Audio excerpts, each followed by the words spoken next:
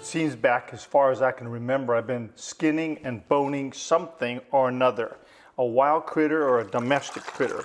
Well, we're now in the Thanksgiving Christmas season, and it's my dubious job to get to do the turkey. I not only cook it, but I bone it, and I prepare it for our meal, both at Thanksgiving and oftentimes at Christmas. But I was thinking about bones, and I think I heard Chuck Swindoll recently give a really nice analogy about the three major bones of our body. We have, of course, the leg bone, and now in the chicken, it's kind of what you would call the wing, and see how it flexes.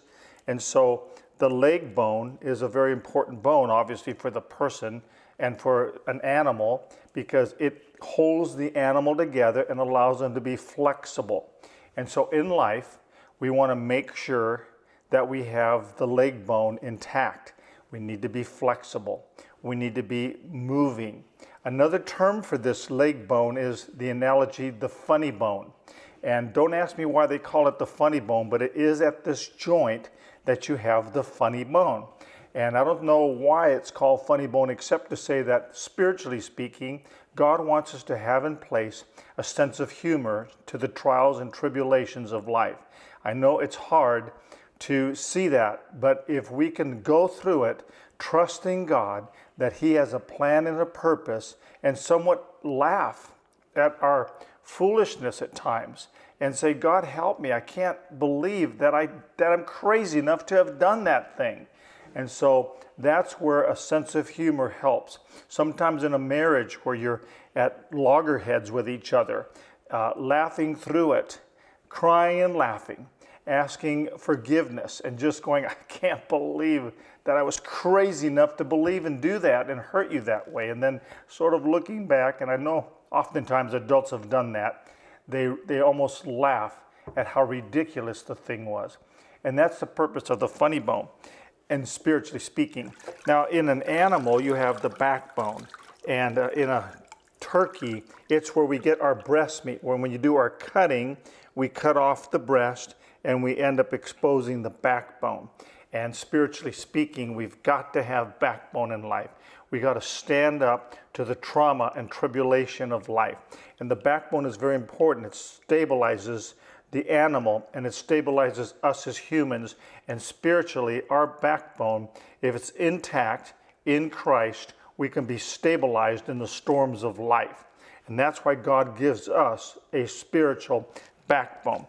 But this is a very unusual bone. In a fowl, primarily, turkey, chickens, quail, all kinds of animals.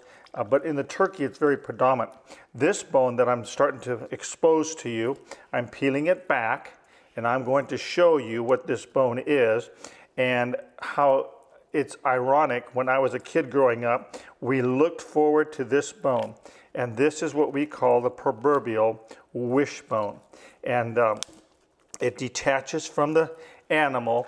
And we were silly enough as children to kind of fight over who was going to get the wishbone, because we wanted to hold it together with my sister, Sylvia, and I, and we would hold it together, and then we would, of course, pull it, and the tradition was whoever had the top portion, when the bone snapped, they would get the wish. So in this case, this person doesn't get their wish answered, this person does get their wish answered. And that is known as the wishbone. Now, don't ask me how that came to be, some probably pagan superstition, but I believe it was real when I was a little boy. I remember Jiminy Cricket, and I remember When You Wish Upon a Star, and always starlight, star bright, first star I see tonight, wish I may, wish I might have the wish I wish tonight. And we would place our hopes in those silly little wishes. But the Bible has it better for us. The Bible tells us that we don't need to wish. The Bible tells us, according to the book of Psalms, that God knows the desires of our heart. And if we love truly and serve Him faithfully, He will grant us the desires of our heart. Oftentimes, they don't come when we're thinking, they come subtly. Or sometimes they do come immediately, but oftentimes we just have to trust that God knows what our wishes are. what the desires are of our heart. And we can ask and petition the Lord and lay it before Him and ask Him to grant those desires. And God is a good God, the Scripture tells us, a gracious God. And He desires to bless His children, those that love and walk according to His plans and purposes. So don't ever hesitate to place your wish, not on a bone, but to place your wish and desires to the Lord and allow the Lord to be the one that answers those prayers according to His time and goodwill and purpose for our lives. So don't lose hope. Always believe that God will give you those promises. There's many, many scriptures. There's over 200 obvious promises that God wants to give us in His good time. And the ultimate promise is that we have eternal life through Christ Jesus. When Jesus said, "I'll never leave you nor forsake you," that was a promise that He gave us. I leave you with this word to pause and ponder.